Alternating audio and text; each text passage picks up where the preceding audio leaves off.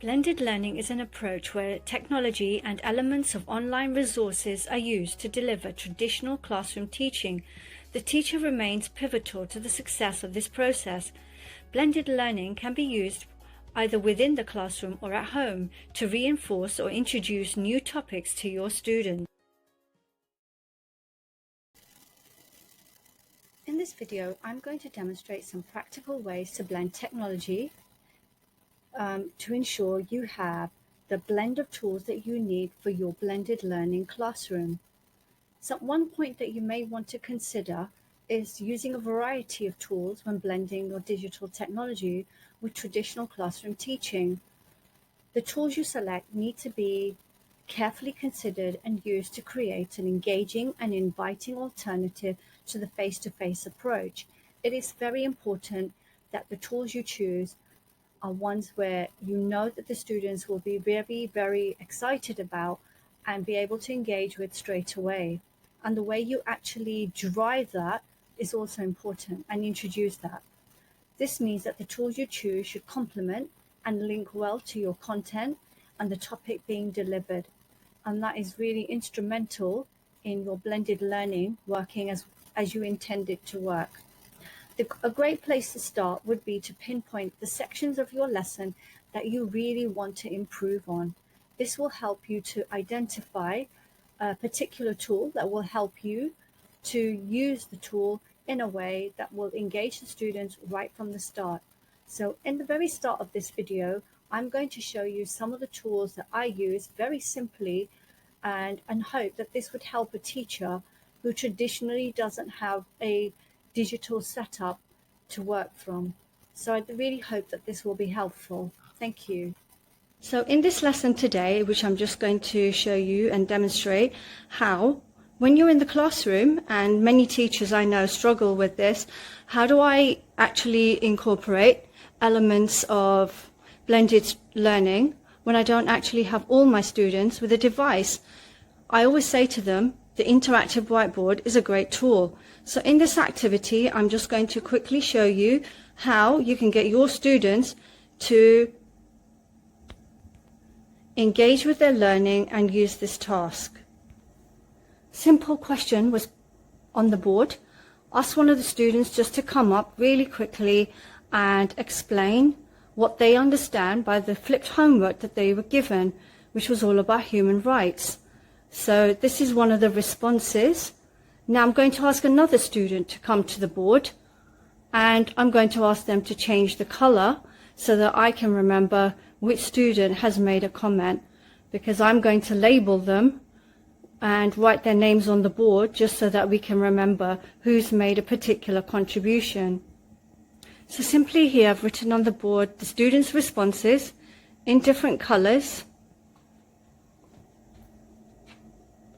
So this is in red, and then I've written the names of the students to indicate which students came up and made their contribution. So all this can be saved, and this can be kept as evidence that the students had made this contribution to their learning, and again they've engaged with the process.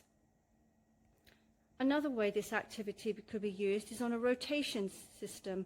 So in the class, I have my interactive whiteboard going, and I have groups of students. They will come and answer some questions, while other students in the class are continuing with their work, possibly paper-based or possibly using or sharing a digital device. So there are a number of different interactive whiteboard resources that you can use. And simply, like I use something like this in one of my maths lessons. So I have a group of students, and we've just started this particular activity. We're looking at fractions, and just a really quick, they've walked into my lesson, a quick starter, and all I have to do is ask some of the students to draw. So there are a number of different interactive whiteboard resources that you can use. And simply, like I use something like this in one of my maths lessons.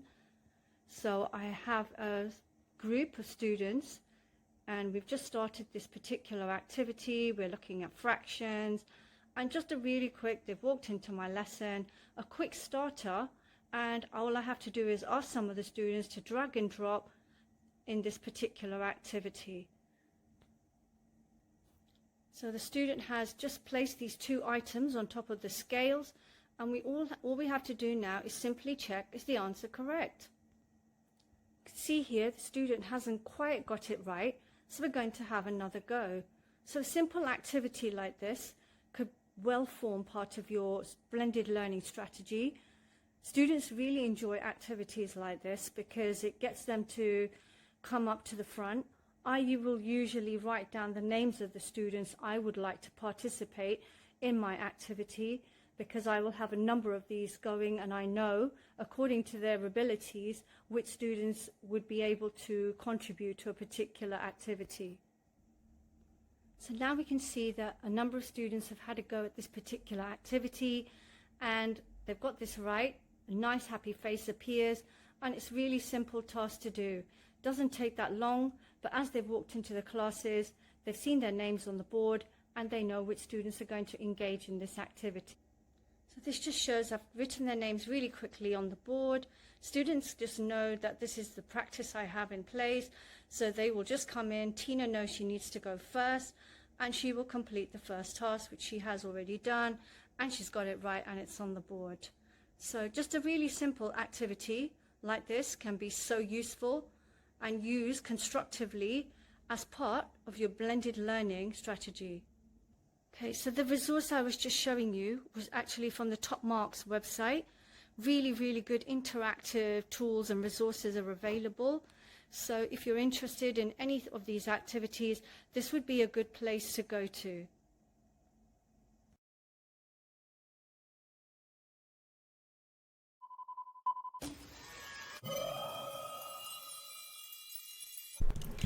In this video, I'm going to demonstrate how I use Flipgrid as a tool for discussions in my blended classroom.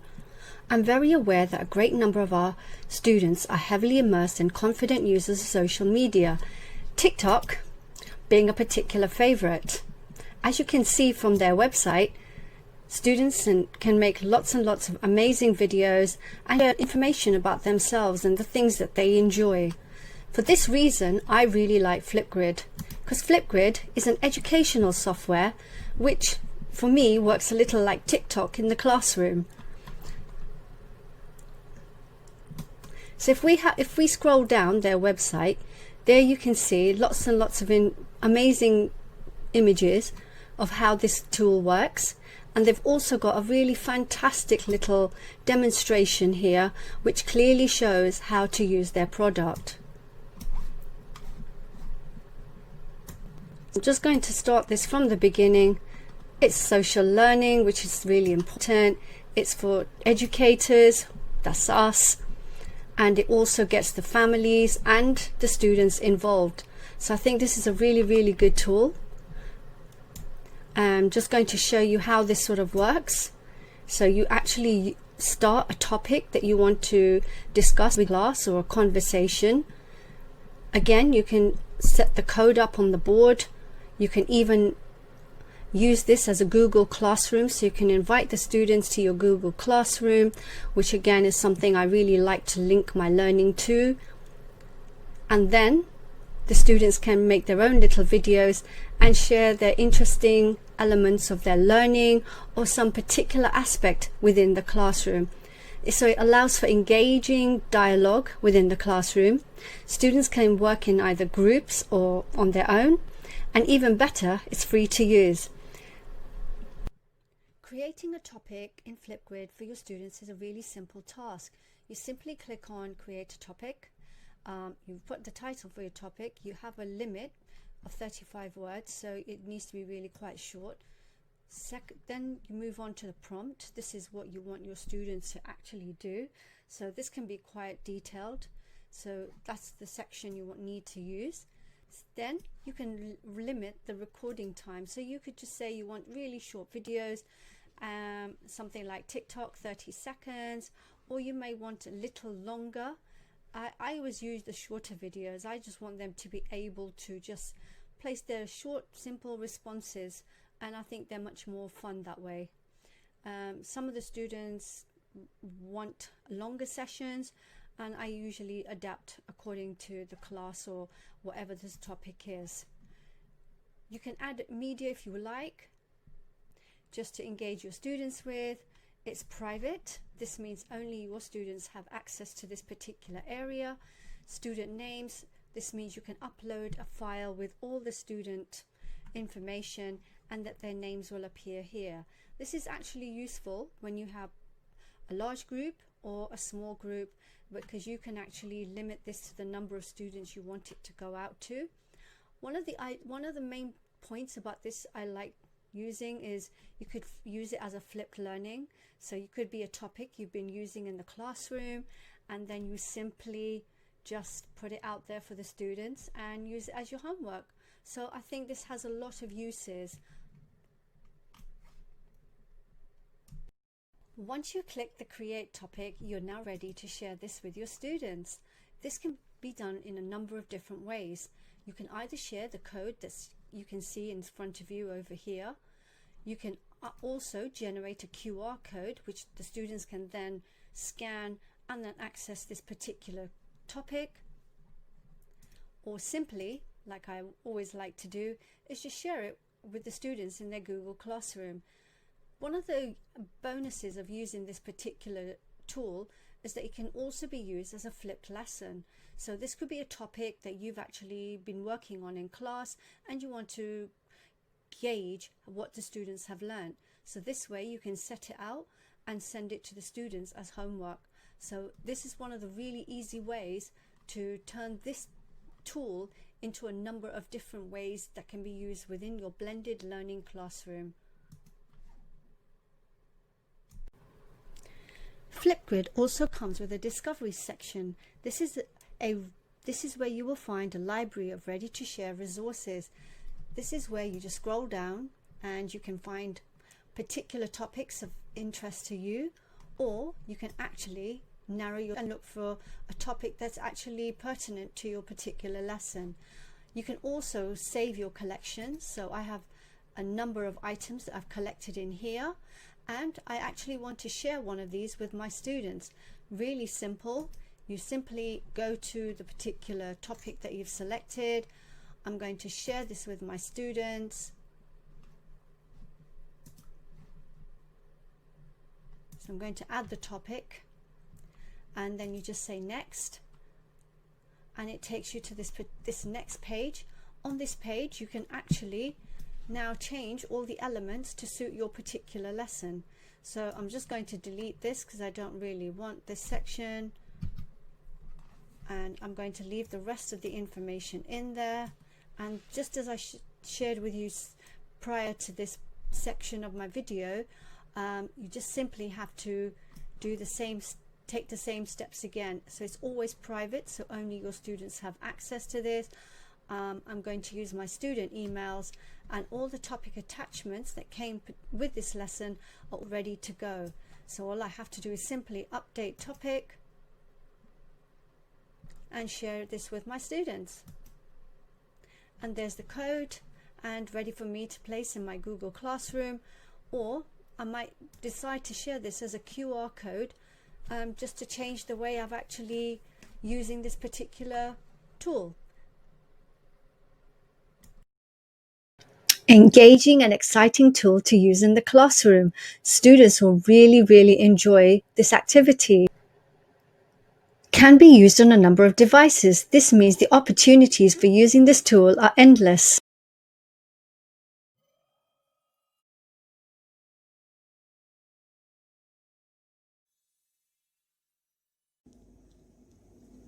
In this video, I'm just going to quickly demonstrate how I use a tool called Nearpod to create interactive videos which I can then use in my classroom. Having made one video, this means that this video can now be reused for several lessons, which is what I've always been talking about. It's not all about creating lots of resources, but using the same resource for many classes. And once you've created the resource, it's always available. Simply, all I have to do is use Nearpod. I create my resource, share the code with my students. I've created this resource on my tablet. Students can view the resource either on a tablet, a computer or their own mobile phone, which is one of the reasons why this tool is really useful. Nearpod comes with an interactive gallery where teachers are able to select a number of ready-made videos to use in the classroom. So again, another time-saving resource. So this is now available on my screen, and I'm just going to ask the students to use this in an interactive view. I've also placed this on my whiteboard just to see what happens, and the students can actually now use this in an interactive way. As you can see, I've selected the pie chart option. This shows the different energy levels that this skateboarder will have to go through. So simply moving the skateboarder around the different tracks will allow the students to have an idea of the different types of energy that this skateboarder will use. So simply placing the skateboarder at the top of this track means the students can now see what happens and what energy is being used. And this is also on my interactive whiteboard for the students who are unable to see it clearly.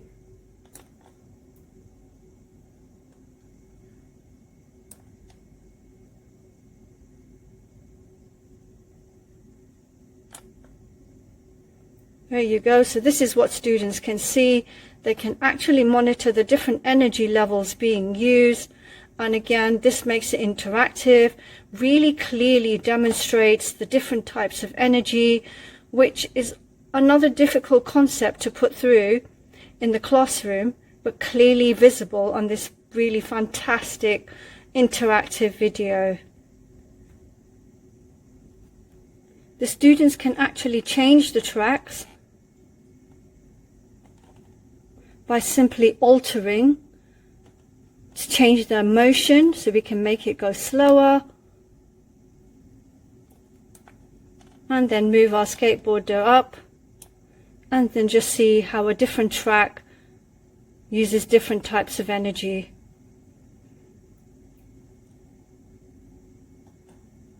They can also use different elements on here just to see and measure how energy is changed depending on the track and the movement. The next section of my interactive video using Nearpod takes me to our lightning section, and this is using Microsoft Sway. So there's lots of information that has been added onto this particular presentation. The students can then just read the information. Again, it's something they can do in their own time. So you can add as much information as you want to your presentations, information in a different format, which makes it easier, particularly for some of our students who may find it difficult to understand the information. And then we'll move on to our class activity, where we'll have a little bit of a discussion about what they've learned. With Nearpod, you can also use an interactive answer session. So in this question, I said, what did you learn in this activity? So the student just simply has to answer the question, and you can see their responses.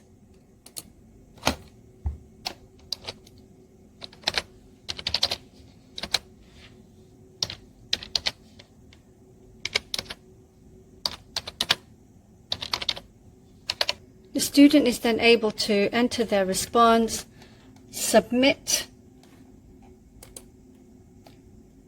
and then the teacher gets the particular response back on their iPad or whatever digital device they're using. So I can see that this is the response that Sarah has sent me, and this is exactly what she typed in onto her screen. So this is how I will see my class sets and their responses using Nearpod. I hope you enjoyed this video and you are able to use some of the ideas I have shared with you on this particular video. I hope you will be able to blend these into your face-to-face sessions, and some of the tools can be used both inside and outside of the lesson. This will be particularly important going forward from September, where so many of us will have to try and make sure that we use elements of our blended learning strategy outside of the lesson time. So the tools you select will inevitably help you to liven up your lesson, ensure the correct level of learning is taking place, and generate excitement for your learning with your students. So I really thank you again for watching my video.